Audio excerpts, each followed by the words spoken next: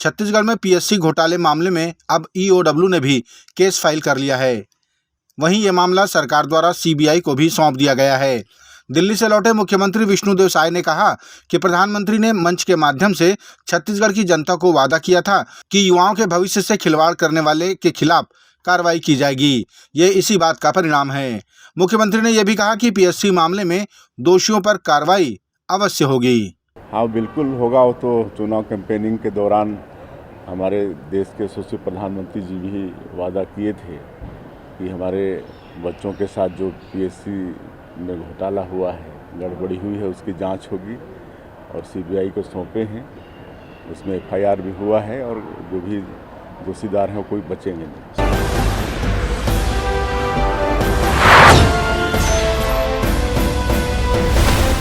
Congress party की भारत जोड़ो न्याय यात्रा उड़ीसा से होते हुए छत्तीसगढ़ में प्रवेश कर गई है। छत्तीसगढ़ के सीमावर्ती गांव रेगाल पाली में न्याय यात्रा का कांग्रेस जनों द्वारा भव्य स्वागत किया गया। यहां उड़ीसा प्रदेश के कांग्रेस अध्यक्ष ने छत्तीसगढ़ के कांग्रेस अध्यक्ष को तिरंगा झंडा सौंपकर कमान सौंपी। 2 दिनों बाद ये न्याय यात्रा रायगढ़ में गांधी प्रतिमा से प्रारंभ होगी। यहां यात्रा के नेतृत्वकर्ता राहुल गांधी ने एक सभा को भी संबोधित किया। जो बीजेपी आरएसएस देश में नफरत फैला रही है, हिंसा का माहौल बना रही है, उसके खिलाफ खड़े होने का था। और भारत जोड़ो यात्रा से बहुत खूबसूरत नारा निकला, नफरत के बाजार में मोहब्बत की दुकान खुली।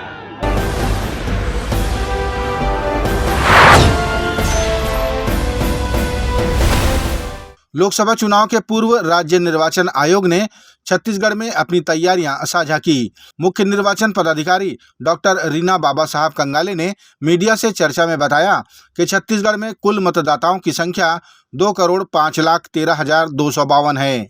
पुनरीक्षण के बाद विलोपन में 90,596 मतदाताओं की संख्या में वृद्धि हुई है।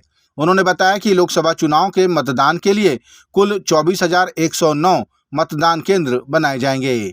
राज्य में जो लोकसभा चुनाव है वो शीघ्र ही होने वाले हैं और जो 11 संसदीय निर्वाचन क्षेत्र है और 90 विधानसभाएं हैं उसके अंतर्गत समाहित, उनमें कुल 24,109 जो है मतदान केंद्र है। जो हमारी मतदाता सूची है वो मतदान केंद्रवार महिला, पुरुष और थर्ड जेंडर इस तरह से बनती है और प्रकाशित होती है। जो प्रारंभिक प्रकाशन हुआ था वो हमने 6 जनवरी को किया था और उसके अनुरूप जो है कुल मतदाता 2,04,22,656 थे। ईपी रेशियो उस समय 66.40% था और जेंडर रेशियो जो है वो 1012 था। अब जो मतदाता सूची का अंतिम प्रकाशन हमने किया है, जिसके आधार पर आगामी लोकसभा निर्वाचन लड़ा जाएगा, उसके अनुरूप कुल मतदाताओं की संख्या जो है वो है 2,05,13,252, जिसमें कि पुरुष 1,01,80,405 है और महिला मतदाताएं जो हैं वो 1,03,32,115 है और थर्ड जेंडर जो है 732 है। इस तरह जो जेंडर रेशियो है वो 1,015 है, यानी राज्य में जो महिला मतदाता है वो पुरुषों से अधिक है। 1,000 पुरुषों पे जो है 1,015 महिला मतदाता है।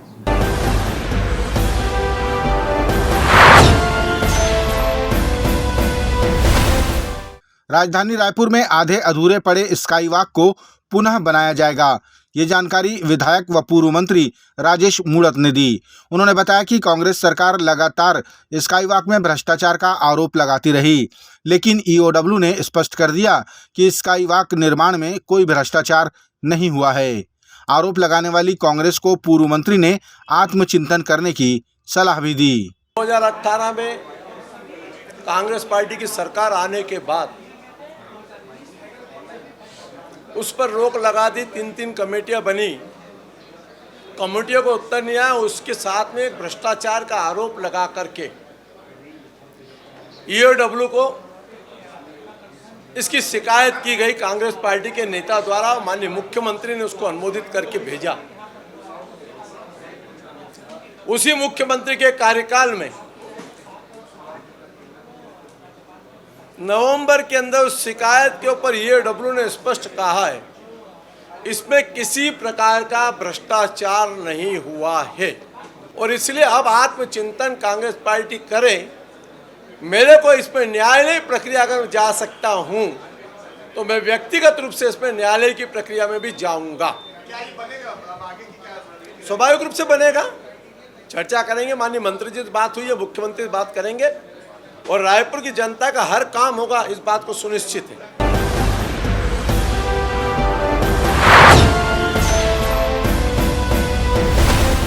रायपुर जिला अधिवक्ता संघ का चुनाव कल होगा। इस चुनाव में 11 पदों पर वोटिंग संपन्न कराई जाएगी, जिसमें 56 प्रत्याशी भाग ले रहे हैं। प्राप्त जानकारी के अनुसार इस बार के चुनाव का मुख्य मुद्दा पार्किंग होगा, क्योंकि रोजाना यहां 6000 लोग आते हैं। इसलिए सभी इस व्यवस्था को सुधारने की बात कह रहे हैं। हाँ, नया में बहुत कुछ चाहिए हमको। बार में जैसे पार्किंग की व्यवस्था सुधारना है और अधिवक्ताओं के हित के लिए काम करना है। अधिवक्ताओं का सम्मान, सीनियर वकीलों का सम्मान होना चाहिए, जूनियर को सपोर्ट मिलना चाहिए। और हमारे बार के अंदर और कई प्रकार की समस्याएं हैं, जैसे अधिवक्ताओं के सामूहिक बीमा होना चाहिए, यहाँ डाकघर होना चाहिए और हमारे यहाँ पानी की व्यवस्था और साफ़ सफाई, और इसके अलावा और भी जो हमारे अधिवक्ता साथी हैं जिनको जैसे नए जूनियर अधिवक्ता साथी हैं उनकी बैठक व्यवस्था, तो कई मुद्दे हैं जिसको लेके मैं अध्यक्ष पद के लिए आया हूं।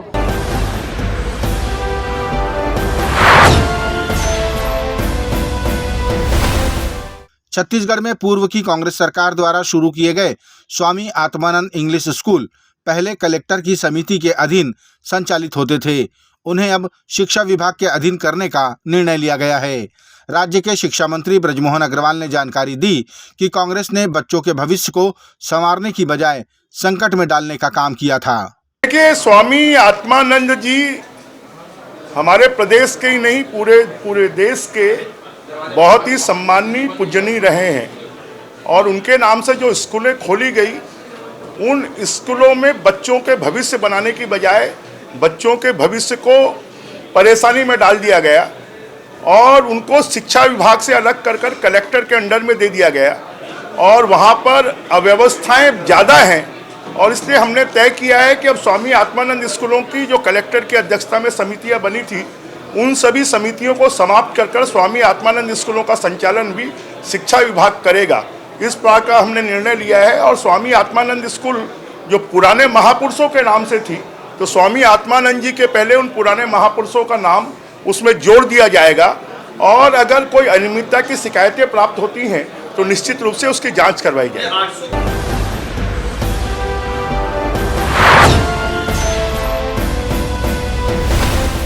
कांग्रेस पार्टी की भारत जोड़ो न्याय यात्रा को लेकर छत्तीसगढ़ के मुख्यमंत्री विष्णुदेव साय ने चुटकी लेते हुए कहा कि इसके पूर्व की भारत जोड़ो यात्रा का क्या प्रभाव रहा, ये सबके सामने है। अब न्याय यात्रा से भी कुछ नहीं होगा।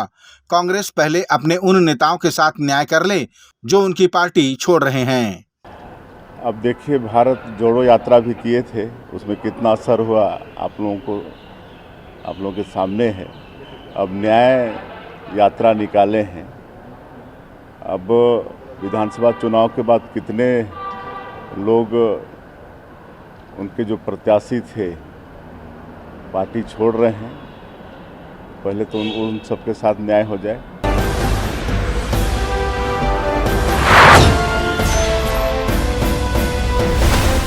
छत्तीसगढ़ में पूर्व की कांग्रेस सरकार द्वारा कराए गए आर्थिक व सामाजिक सर्वेक्षण को पूर्व मंत्री व विधायक अजय चंद्राकर ने सर्वे के नाम पर सर्वे घोटाला का नाम दिया।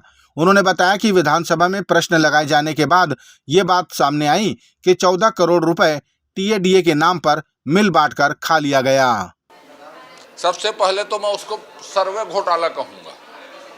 14 करोड़ रुपये में से 13 करोड़ रुपये के 12 करोड़ रुपये से ऊपर उन्होंने भुगतान कर दिया टीएडीए भत्ते में, और समय दिया था 1 अप्रैल से 30 अप्रैल तक में करना। और उसमें से आवास के सर्वे को फिर से पुनरीक्षण किया तो उसमें बेरोजगारी का जो आंकड़ा आया है वो 20 लाख से ऊपर आया है। ये भूपेश बघेल जी का सर्वे कर रहा है और भूपेश बघेल जी की ही सरकार बेरोजगारी भत्ता कितने को दे रही है? 1 लाख समथिंग को। और वही भूपेश बघेल की सरकार बोलती थी CMIR का सर्वे 1% है, 0.1% है, अर्थात छत्तीसगढ़ में लगभग बेरोजगारी है ही नहीं। तो वो सरकार चलती कैसे थी? तो वो सर्वे के नाम पर सर्वे घोटाला करने वाली सरकार थी। अब उसको मिल बांट के 14 करोड़ खा दिए और 47,000 मकान देना है ये लिख के हमको दे दो और राज्य से वित्त पोषित करके हम 47,000 मकान को दे देंगे। और प्रधानमंत्री ग्रामीण आवास न्याय योजना, आप आवासहीनों की भी संख्या देखिए ना, उसमें कुल कितने आवास हैं? 57 लाख लोगों के ऊपर, हाउस होल्ड वाले 72 लाख हैं। इसी को ही जोड़ घटा लोगे आप तो आवासहीनों की संख्या उनके सर्वे में ही निकल जाएगी। उनका स्टैटिस्टिक्स कुछ बोल रहा है, सर्वे कुछ बोल रहा है। तो ये कुछ समझ में नहीं आता। जो भूपेश बघेल जी बोले वो सही, बाकी सब संस्थाएं, सर्वे, स्टैटिस्टिकल डिपार्टमेंट सब बेकार। और मेरी दृष्टि से तो वो सर्वे घोटाला है।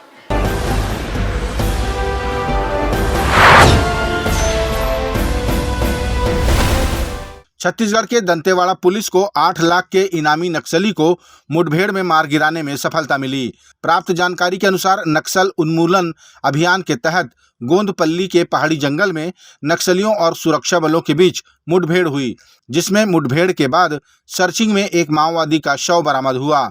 शव की पहचान चंदन्ना उर्फ सत्यम के रूप में हुई। ये मृत नक्सली माड़ डिवीजन का DVC मेंबर था तथा दक्षिण बस्तर के जगरगुंडा क्षेत्र में सक्रिय था।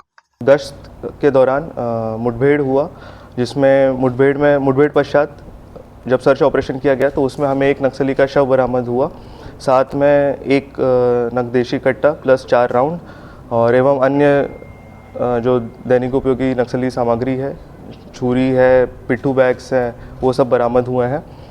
इसमें मैं आपको बताना चाहूँगा कि जो शिनाख्ती हुई नक्सली की, तो उसका नाम जो है वो चंद्रन्ना उर्फ सत्यम, निवासी सिंगाराम, थाना गोलापल्ली, सुकमा का रहने वाला है। उम्र लगभग 50 साल है। और जो हमारे नक्सल प्रोफाइल और उसमें हमने जब पूछताछ किया तो हमें पता चला कि ये लगभग 30 वर्ष से अधिक से नक्सल में एक्टिव है।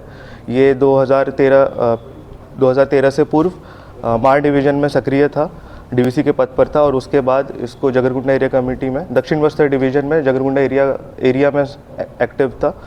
और इसके ऊपर पूर्व में शासन से 8 लाख रुपए का इनाम घोषित है।